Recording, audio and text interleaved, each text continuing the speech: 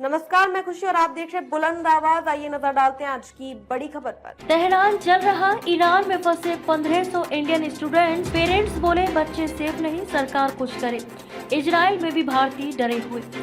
सरकार से बस यही गुजारिश है कि हमारे बच्चों को ईरान से निकालिए, अब वो जरा भी महफूज नहीं है। तेहरान जल रहा है, वहाँ कोई गली कोई इलाका सेफ नहीं है। इंटरनेट बंद है, 10 से 15 बार कोशिश करने पर किसी तरह एक फोन लग रहा है।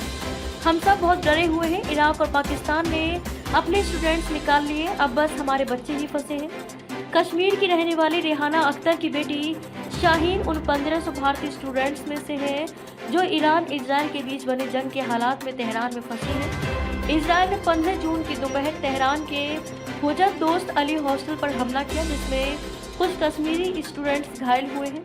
इसके बाद से वहां फंसे भारतीय स्टूडेंट्स के परिवारों का तनाव और बढ़ गया है। हालांकि तेहरान से 150 किलोमीटर दूर कोम में रह रहे कारगिल के विलायत काचो अभी ईरान को सेफ बता रहे हैं। बातचीत में वे कहते हैं कि यहाँ अब भी सब कुछ आम दिनों की तरह है। वहीं इजराइल के हाइफा में पड़ रहे केरल के सूरज रंजन डरे हुए हैं। वे कहते हैं इस बार हालात सबसे ज्यादा डरावने हैं। हमास के हमले के वक्त भी खौफ था, लेकिन इस बार ज्यादा है। संघर्ष के पहले 3 दिनों में इजरायली हमलों से ईरान में 138 लोग मारे जा चुके हैं, जिनमें 9 न्यूक्लियर साइंटिस्ट और 20 से ज़्यादा ईरानी कमांडर्स शामिल हैं। 350 से ज़्यादा लोग घायल हैं। ईरान ने इजराइल पर 150 से ज़्यादा मिसाइलें ताकी हैं, इसमें 14 इजरायली मारे गए हैं और 380 घायल हैं। ईरान और इजराइल में रह रहे भारतीय स्टूडेंट्स और उनके परिवारों से बातचीत की, साथ ही अंतर्राष्ट्रीय मामलों के एक्सपर्ट से समझने की कोशिश की कि इजराइल और ईरान के बीच अगर जंग बढ़ी तो भारत पर क्या असर होगा। ईरान में करीब 1500 भारतीय स्टूडेंट्स पढ़ रहे हैं, इनमें करीब 1300 कश्मीरी हैं। 15 जून को इजराइल की एयर स्ट्राइक में तेहरान का हुज्जत दोस्त अली हॉस्टल भी निशाना बना। ये कश्मीरी स्टूडेंट्स का ठिकाना है। हमले में कुछ स्टूडेंट्स जख्मी भी हुए हैं। इसके बाद से इनके परिवार वापसी के लिए परेशान है।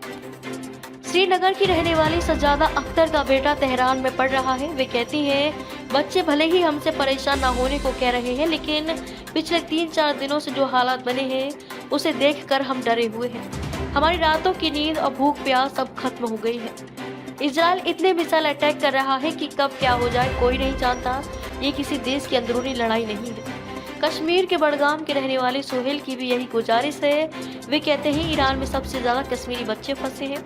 शुरू के 2 दिनों वो भी पैनिक नहीं हुए, हमें ही दिलासा देते रहे कि सब ठीक है, हम सब सेफ हैं। जब से इजराइल ने एरियल अटैक शुरू किया है तब से उनका तनाव बढ़ गया है। अब बच्चे हमें फोन करके गुजारिश कर रहे हैं कि भारत सरकार हमारी वापसी की व्यवस्था करे या फिर कहीं सुरक्षित रहने का इंतजाम करा दे। गांधीरबल के रहने वाले मोहम्मद शफीक सरकार से खफा नजर आए। वे कहते हैं 3 दिन से बच्चे सोए नहीं हैं।